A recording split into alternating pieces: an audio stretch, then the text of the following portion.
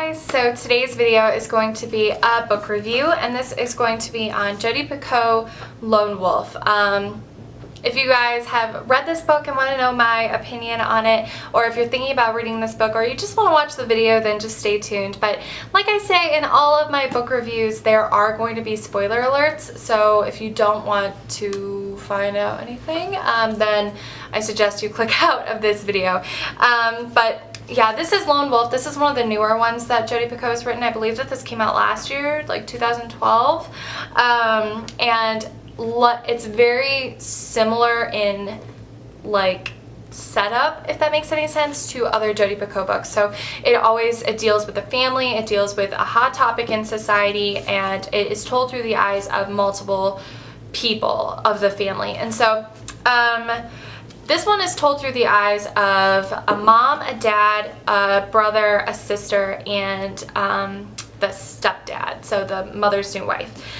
So Luke is the dad, and Luke is a very highly respected, he kind of is like a Steve Irwin, like I believe he has his own show like on some Animal Network about wolves, and basically he is like some wolf expert, and he has like lived with wolves in the wild, and he is like this crazy wolf man.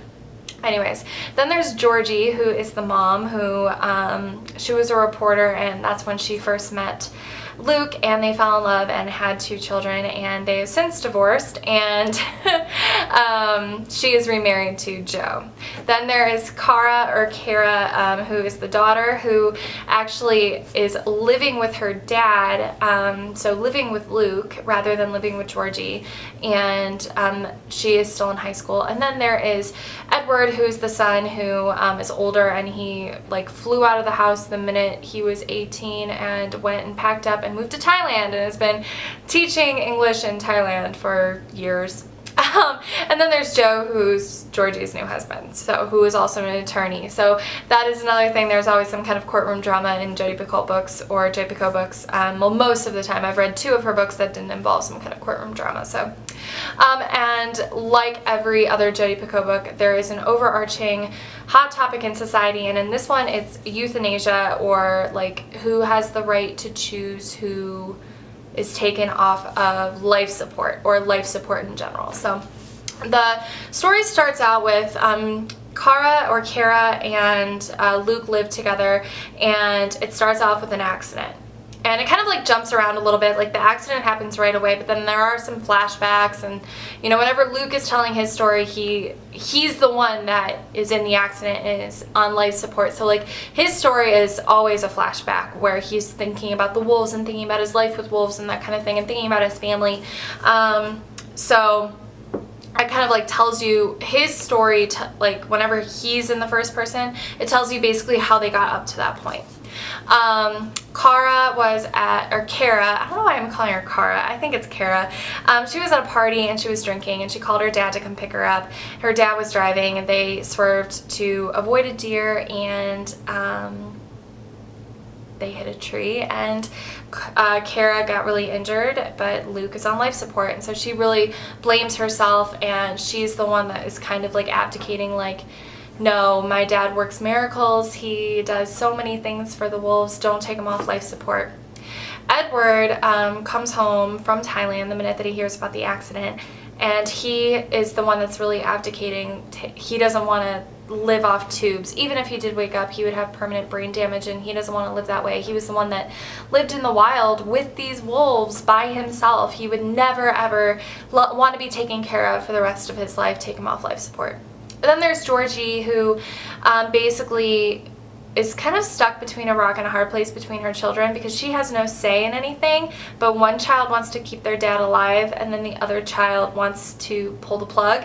And so she's kind of like, how do I reconcile my children, and how do I take care of my daughter who's gravely injured while still trying to like deal with my son who's been gone for 3 years, and I never talked to him, and all of a sudden he's here. Like, she's in a very, very rough position. And she's also remarried and has 2 little children of her own. So like she has 2 little kids. So it's a very interesting position that she's in. And then Joe, you don't really hear much from Joe until the very end when he becomes Edward's lawyer, because of course there's a courtroom drama, and I just dropped the book. You see my bear in the background? Anyways, so of course there's a courtroom drama, and Edward is fighting for the right to make the decision. Kara is fighting for the right to make the decision, and in the end, spoiler alert, they pull the plug. But I will say this,